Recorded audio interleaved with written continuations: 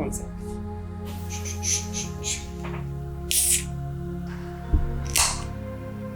Gotta love the non-alcoholic beer. So I'll be honest with you, not sure if this video will be interesting at all, but why not go for it? So what I want to talk about today is a tale of two marathons. One marathon, which was an absolute disaster, and one marathon, which was an absolute joy. I want to talk about some of the lessons learned, what went wrong, so hopefully you don't make the same mistakes that I did. Let's go.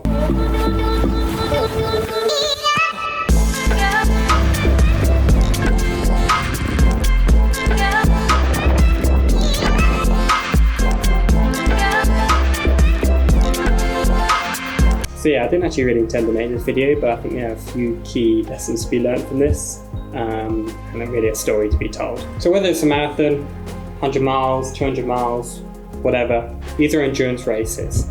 They require more than just speed. They require patience, strategy, and sometimes to leave your ego at the door. Yeah, if you've ever heard of the tale of the hare and the rabbit, yeah, that's most endurance races right there. And also success can be fragile. I think we've all felt it where one small mistake, one misstep, and the race has drastically gone downhill. Sometimes it feels like there's sort of tight balance to be made between going fast, doing well, and even surviving the race. And in any race, the tide can change quickly. Some have gone really well, some have gone poorly. And guess what? I still make mistakes today. And if you're watching in my recent videos, you'll have seen those in a lot of detail. So I guess the question for me in this video is how can we consistently approach endurance races so that we continue progressing while also having a good time? And to be honest, I don't have the full answer. But I want to talk about two races which were very close together but had very different outcomes. So let's jump in. Ah yes. So let me tell you about the Boston Marathon. If you haven't watched my recent video, it goes into quite a lot more detail. But the short heading is this. It was a disaster. I started out with the right intentions. I was going to take it nice and easy, enjoy the race, enjoy the experience and the crowds and the scenery. But of course, as I lined up, surrounded by great runners, my ego took control and my inner competitiveness came out and I went for it. I knew I wasn't going to get close to my PB, but I did something even more foolish. I just tried to keep up with the crowd. For no point than just keeping up with the crowd. I forgot what my main aims were, but you know what, this isn't unusual. If you've done races, you'll know that feeling, that inner competitiveness of just wanting to keep up, even if you rationally know that's not possible. And to be honest, this can be very dangerous. Sometimes you can really push yourself outside your limits and have a pretty painful day. I did finish the race, but I wasn't fast. I didn't have a very fun time. It was a painful time, an unenjoyable time, and looking back, I just think, what was the point? I should have taken it slow and enjoyed the experience. I probably would have been faster anyway. And that brings me on to the second race, exhibit number B. Number B, letter B, the Ballarat Marathon. So you probably haven't heard of the Ballarat Marathon, but it's a race just outside of Melbourne, and I did it 2 weeks after running the Boston Marathon. And this race was a totally different story for me. My confidence was pretty hurt after Boston.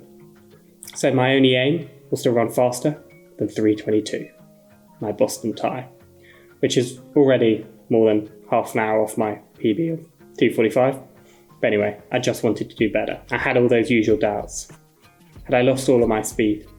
Was I even capable of running fast again? Was there something just systemically wrong with me? And do I need to start from the beginning? So like I just said, I was going into that race to try and do better than 3:22. I knew that I wouldn't lose too much energy. And to do that, the aim of the game was simple, to run the first half slowly. Well, not slowly, but a comfortable pace, which I tell you what was incredibly hard, almost harder than just going for it, running as fast as you can.